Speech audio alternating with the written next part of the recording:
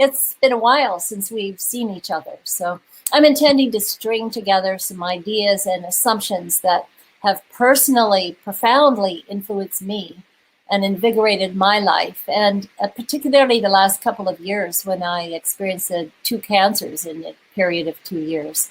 And in addition to that, I want to offer an overview of the assumptions and the ideas that are the foundation for the work we've been doing at Haven, thousands of people over the past 36 years. So I hope to stimulate your thinking and your wondering, and maybe offer something that will be of benefit to you. And part of it that I've personally been experiencing is waking up to the phenomenal potentials that I think are, and discovering that they're actually inherent in each of us.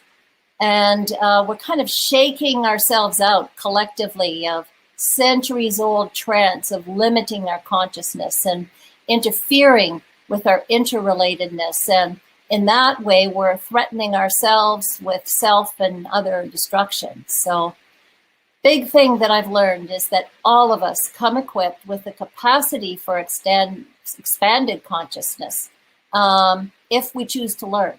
We don't require any substances or any artificial enhancement to do that. So we're going to talk about resonance and tuning in to resonance. And Nikola Tesla said, if you want to find the secrets of the universe, think in terms of energy, frequency, and vibration. So the point here is that everything and everyone in our universe is made of focused energy, vibrating in a constant motion at particular frequencies. And this energy is endlessly passing back and forth. And what we experience as solid matter is energy. The substance of our bodies is energy, vibrating at particular frequency. Our thoughts and our emotions are also energy, vibrating at a particular frequency. Now, resonance itself is synchronized vibrations.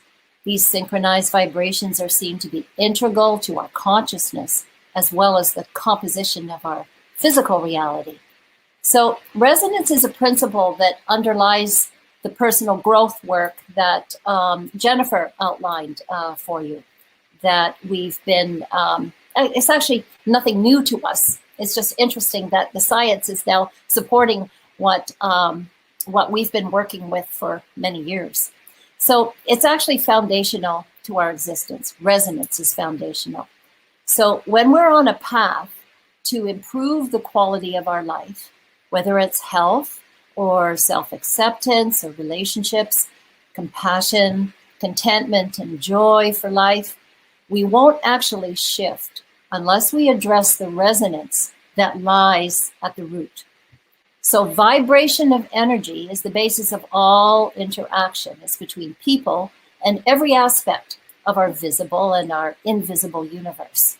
So there's a phenomenon, I find this interesting, it's called spontaneous self-organization, where things, including people, that are vibrating at different frequencies, when you put them in proximity for a period of time, they actually sync up and all begin to vibrate at the same frequency.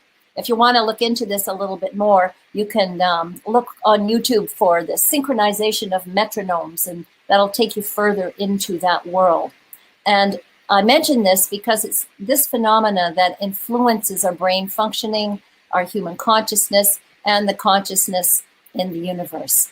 So resonance is a motion, it's an oscillation between different states. And so what this means to us is that we're completely relational within every dimension of our being. So to be alive is to be vibrating. We exist in this shared field of vibration, and we share these vibrations with everything and everyone else. So our bodies and our brains and our nervous systems are exquisitely designed with the capacity to tune in and to tune out of this vast consciousness, this vast field of vibration. Now, consciousness itself is challenging to define.